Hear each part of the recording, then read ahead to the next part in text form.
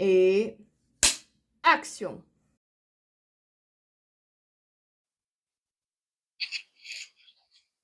Hello, welcome to Paris. So, one of my goals for this month is to try to make my own wax. So, I have all my products just here and we can try together. Let's go!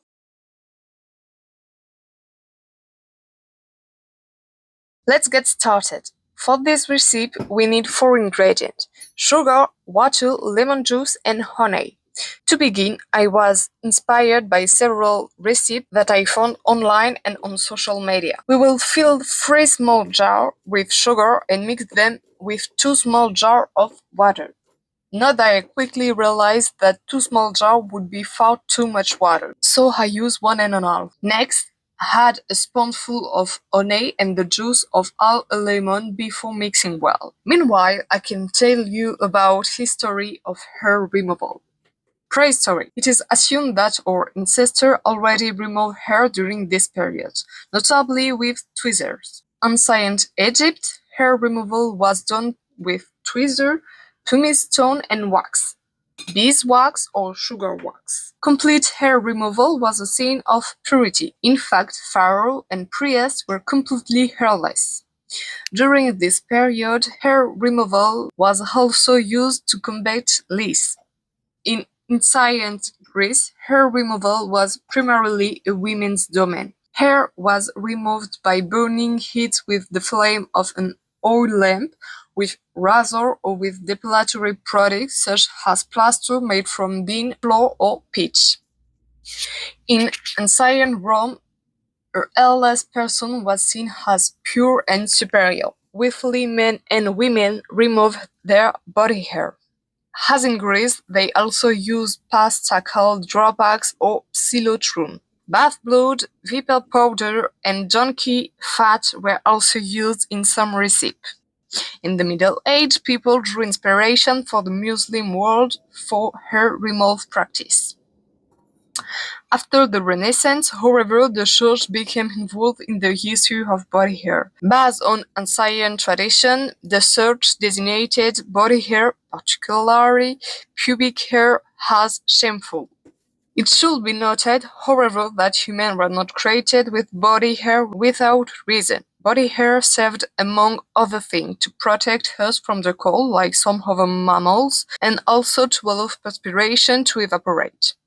Eyelashes and eyebrows protect our eyes from impurities, and finally, the hairs in our ears and nose can serve as an alert in case of an object or insect entering our body. So, now we move on to cooking. Once your preparation is complete, all that is left is to cook it. So, we pour the liquid into a pan over low heat. The goal is to try to obtain something similar to caramel.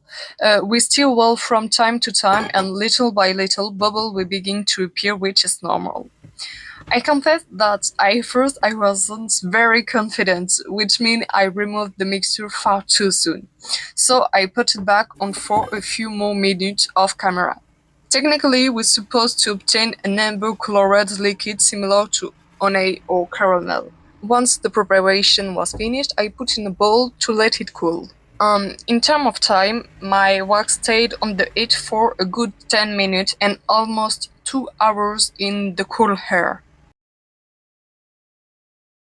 Okay, it's time for the verdict. I admit I am a little stressed. It's not a perfect result since I'm supposed to be able to knit the wax between my hands and remove it myself. However, I will still be able to use normally with strip. I have to admit the application is a bit strange and I pull on my hair a little. I apply the strip and okay, here we go. Wow, it's work! Oh my goddess. I have to admit I'm very proud of myself. I also have to admit the result isn't as perfect, but I think it's amazing. I think I will need to get the hang of it, find the best way to apply the wax and then remove the strip, but it's amazing.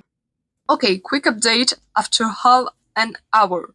I have almost finished it one half of my legs, and I will let you see the result in between. So it's not perfect, and there are still some hair left, mainly because it's quite difficult to remove them yourself, especially on the calf, but I'm still incredibly proud of myself. With that, I will see you soon in Paris, and in the meantime, feel free to follow me on my social network.